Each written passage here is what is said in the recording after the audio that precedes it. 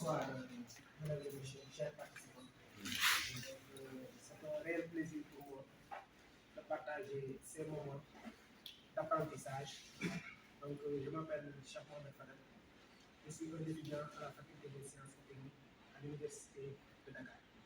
Je partage la même faculté avec mon camarade M. Bap, avec qui nous avons beaucoup discuté sur le trading et aussi l'évolution de l'expansion, en tout cas de l'économie du numérique.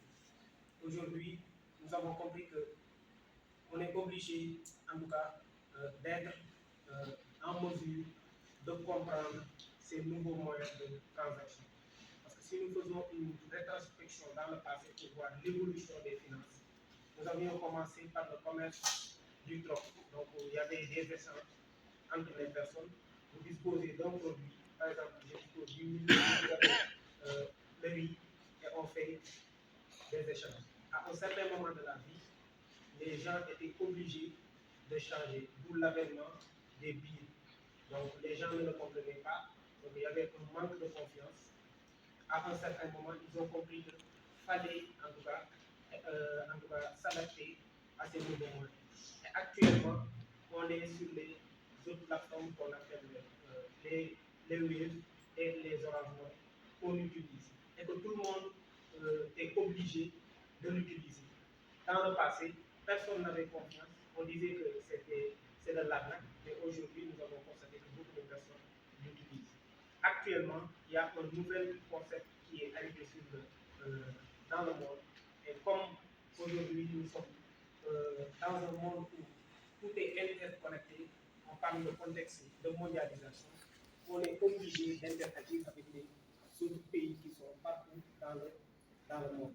Donc, je demande à tout un chacun de se préparer, mais aussi de se former à ces nouvelles moyens de communication, à ces nouvelles moyens de transaction, parce que tôt ou tard, on sera obligé de le comprendre. Avant que ces moyens d'investissement occupent une place importante dans la société et que si nous ne les maîtrisons pas, nous serons complètement déconnectés.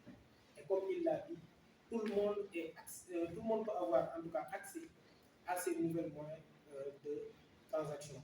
Que vous soyez un étudiant, que vous êtes un élève, que vous êtes une personne qui travaille pour votre entreprise ou autre chose, donc vous êtes obligé de le comprendre.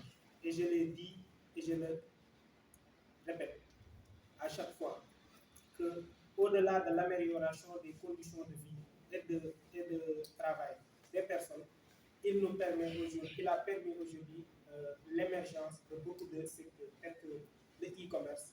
Aujourd'hui, nombreux sont les jeunes qui, en tout cas, parviennent à vendre leurs produits dans les plateformes comme TikTok et autres choses. Et aussi, ça nous permet, en tout cas, d'accéder à des services tels que l'éducation, tels que la formation, tels que les finances. Parce qu'aujourd'hui, beaucoup de gens abandonnaient les études à un certain moment de la vie parce qu'ils n'avaient pas parce que les conditions n'étaient pas réunies pour qu'ils puissent continuer leurs études.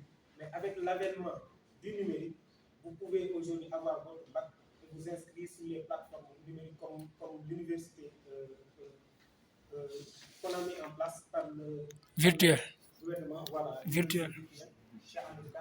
Vous pouvez faire des études et tout cela, c'est grâce aux nouvelles technologies, aux nouvelles techniques de communication. Voilà, donc tout le monde devrait se former. Donc je fais un appel solennel à tout le monde donc, de se former et d'essayer de les comprendre. Sinon, dans le futur, ça pourrait nous porter préjudice. Donc c'était ça que j'avais à dire. Je vous remercie. Merci.